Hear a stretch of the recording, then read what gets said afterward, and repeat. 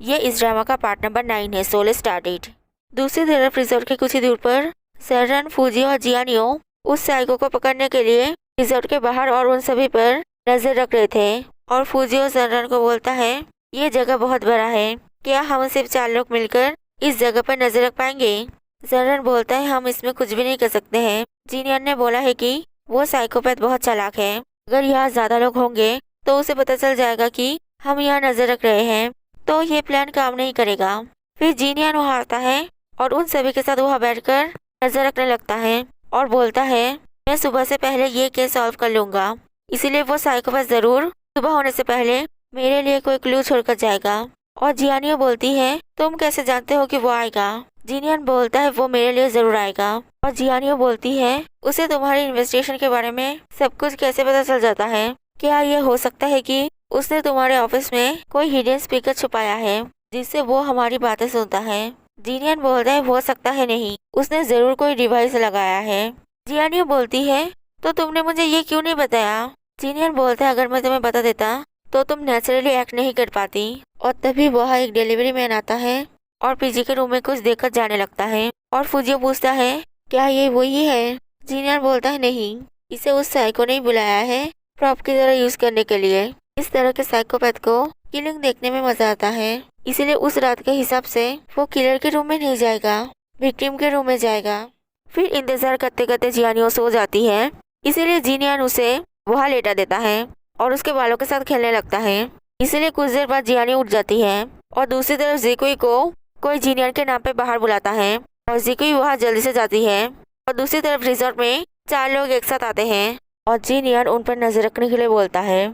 और जियानियो बोलती है, मुझे लगता है वो गेट कीपर वो साइको हो सकता है। और जीनियन उसे देखने के लिए जियानियो के पास जाता है और पूछता है क्यों। और तभी जीनियन उसे गलती से किस कर लेता है। फिर जियानियो बोलती है, एक गेट कीपर का सैलरी बहुत कम होता है, इसीलिए वो लोग हमेशा खाली बॉटल्स और उस तरह की चीजें इकट्ठा कर कर बेच देते हैं। लेकिन वो खाली बॉटल्स फेंक रहा है और जीनियन उस पर नजर रखने के लिए बोलता है। और तभी वो लोग देखते हैं कि बाहर लिखा है, I miss you so much budding, जो एक प्रोजेक्टर से प्रोजेक्ट हो रहा था। इसीलिए जीनियर और जर्रन उसे पकड़ने के लिए उसके पीछे जाने लगते हैं और तभी वो प्रोजेक्टर ब्लास्ट हो जाता है। फिर वो लोग उसे ढूंढने लगते हैं और कुछ दूर पर जीनियन को जिकुई बेहोश मिलती है और जीनियन फूजियो को कोई की कार ढूंढने के लिए बोलता है और जीनियन जिकुई को हॉस्पिटल ले जाता है। फिर जीनियन वापस आता है और सभी को बोलता है कि ये ड्रग ट्रैफिकिंग और वांगुई की मर्डर सब जोकुई ने किया है।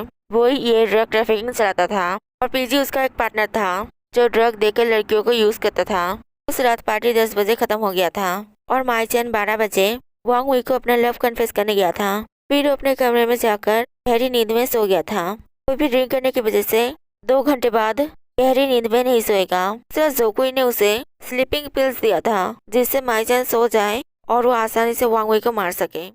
सिर्फ माईचैन के प्रपोज करने के बाद वांगुई ने डिसाइड कर ली थी कि वो सभी को इस ड्रग ट्रैफिकिंग के बारे में बता देगी। इसलिए वो पीजी के रूम में उसे बताने गई थी कि वो और उनके साथ काम नहीं करेगी। फिर पीजी ने जोकुइन को बताया था कि वांगुई कल सभी को उनके बारे में बता देगी।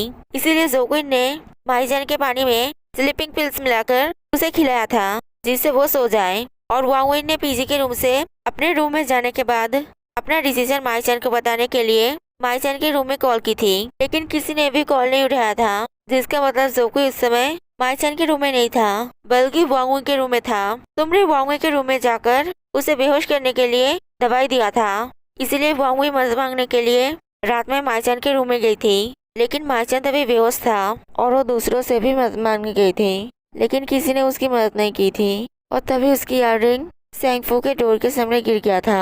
फिर पीजी और जोकुई मिलकर मैनेजर ली के रूम के सामने वांगुई के ऊपर अटैक करके उसे बेहोश करके उसके रूम में ले गए थे और इसीलिए मैनेजर ली के रूम के सामने से वांगुई की बाल मिला था। और रूम में ले जाने के बाद उन लोगों ने देखा था कि वांगुई ने एक सुसाइड नोट लिखा है, इसीलिए उन लोगों ने उसे एक सुसाइड केस सजाने के लिए वांगुई को बाथटब में सुलाकर उसका हाथ काट दिया था। और जोकुई बोलता है, ये सिर्फ एक थ्योरी है, तुम्हारे पास कोई एविडेंस नहीं है। जीनियन बोलता है, मेरे पास एविडेंस है, ये एविडेंस जियानियो ने ढूंढी है। वांगुई ने हाथ काटकर सुसाइड करने की प्लान नहीं की थी, इसीलिए उसके पास कोई नाइफ नहीं था और पीजी के पास भी कोई नाइफ नहीं था और तुम लोगों के पास नाइफ ढूंढने का समय भी नहीं था, इसलिए तुमने अपना खुद का फ्रूट काटने का नाइफ यूज कर वहाँ छोड़ दिया था। और जोकोई बोलता है ऐसा नाइफ तुम कहीं से भी खरीद सकते हो, तुम कैसे बोल रहे हो कि ये मेरा ही नाइफ है। जिनियन बोलता है ये तुम्हारी कंपनी की पिकनिक की फोटो है, ध्यान से देखो इस फोटो में तुमने क्या पकड़ा हुआ है। इस फोटो में तुमने जो नाइफ पकड़ा हुआ है और जो नाइफ क्राइम सीन से मिला है वो दोनों ही एक ही जगह से टूटा हुआ है। अगर तुम अभी अपना क्राइम नहीं मानना चाहते हो तो ठीक है, बाद में पुलिस तुमसे क्राइम मनवा ही लेगी। तुम ड्रग ट्रैफिकिंग करते हो और तुमने वांगुई को भी मारा है, जिसकी वजह से तुम्हें नहीं तो उम्र कैद होगी नहीं तो मृत्यु दंड मिलेगा। और बाकी लोगों ने सब कुछ जान के भी पुलिस को कुछ नहीं बताया, इसीलिए उन्हें 3 से 5 साल के लिए जेल होगा।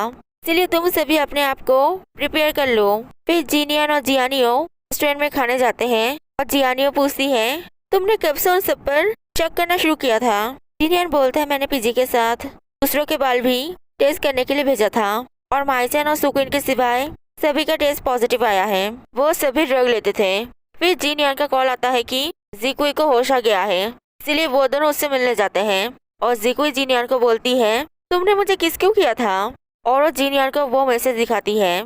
और जिनियन बोलता है मेरा फर्स्ट किस हो गया है लेकिन वो तुम्हारे साथ नहीं हुआ है, शायद उस साइको ने तुम्हें किस किया था। फिर वो लोग जाने लगते हैं और जर्रन उन्हें फोन करके बोलता है हम उस साइको को पकड़ नहीं पाए, लेकिन जोकुई और पीजी ने अपना क्राइम कन्फेस कर लिया है। और जर्रन कॉल काट देता है। फिर जियानियो जिनियन से पूछती है क्या तुमने प्रेसिडेंट को किस किया था।